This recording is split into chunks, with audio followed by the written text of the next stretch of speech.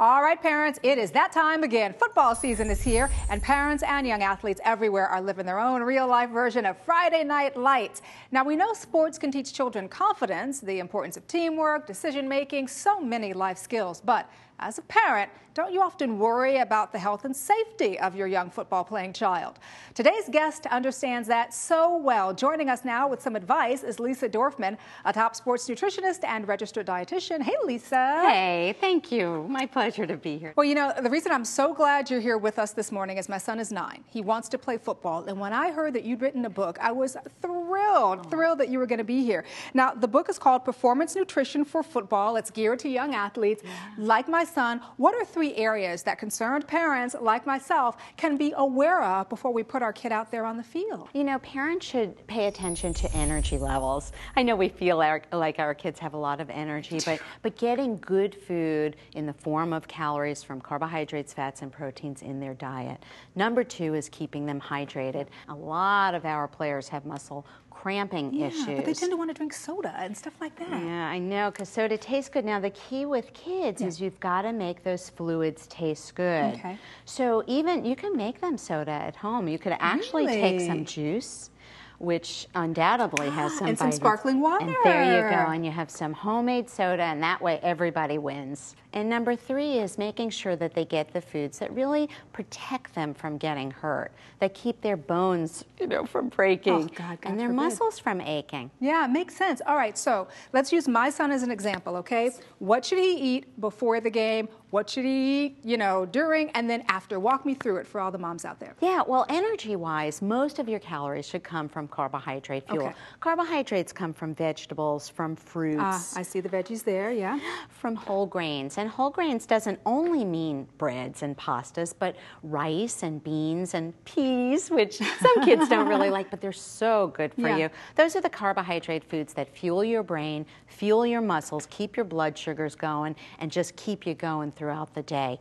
Now, with that being said, that's not what you want to have right before a game, because some of those foods are very rich in fiber. Oh, I know. You don't want the fiber issue right now. Yeah, fiber keeps our guts really fit, and your kids' guts fit too, but you don't want that before a game. Right. So something very simple. It could be something like a portable sport bar, something that's low in fiber. It could be just fruit. It could be a sports drink.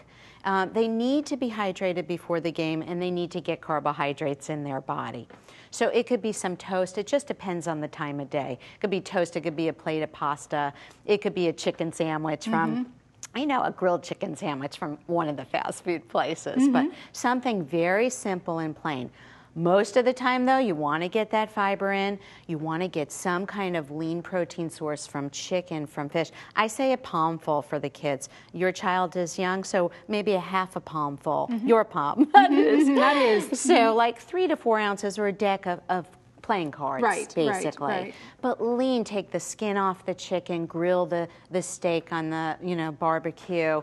And if he's vegetarian or chooses to be a vegetarian, he could eat something like tofu or soy or tempeh or beans and rice. Well, one of the things that you and I have talked about, which I love, is really choosing kind of a rainbow, right, of foods. And if you think about it in that way, you can kind of be sure they're getting the nutrition they need. No doubt about that. I say 5 colors a day. We've got the greens, and we got the whites from the dairy group. If they don't like milk, they could have soy milk. The browns from the whole grains or the bean group or some kind of lean protein group, meats and chicken. We've got oranges. Now, if they can't get it, a lot of kids don't like fruits and vegetables. I know what you're going to say. And I was looking at the baby food. I'm like, what is this about? Well, baby food is, some of them, especially like the bananas and carrots, are such a rich source. Hundreds of % of vitamin A and potassium. Now, you hear a lot about the electrolytes. Electrolytes are minerals that help our muscles to contract and relax. You don't get enough of the electrolytes, you're going to cramp up during those games. So I tell my players, okay, go in the locker room and just down one of these baby foods. They're like hiding behind a locker somewhere so nobody sees them. you know, throw it into a smoothie. Yeah, exactly. Or throw it into their, you know, tomato sauce. The carrots go very well in a tomato sauce on the pasta at night. Good. You know, hard to get electrolytes or minerals or magnesium. 7 out of 10 people are deficient in magnesium. How do you know? You could go to slowmag.com and actually calculate. You see a body filling up, you put in your foods, very easy to do. Or to go onto some kind of analysis program online. Find out what your kid is eating, because again, yeah, a spectrum of colors, getting those lean sources of protein, healthy fats like almonds. Now, when you talk about healthy fats, you're really talking about a healthy body. There are foods that they shouldn't eat on a daily basis. All right, so let's talk for a minute about the foods that they shouldn't eat, because what do kids want to do? They want to eat fast food, they want to eat sweets. That's not actually the fuel and the energy that you're talking about. No, because you're really looking at way too much fat. You know, you're looking at getting no more than about 30% of total calories from fat. On a 2,000 calorie diet, that's about 44 to 66 grams a day. Yeah. Well, most of the fast food meals have a lot more, sometimes double that amount. So, and plus that, the type of fats that are in fast foods, saturated fats and trans fats really clog up even our little itty bitty kids' arteries, cause hypertension, type 2 diabetes.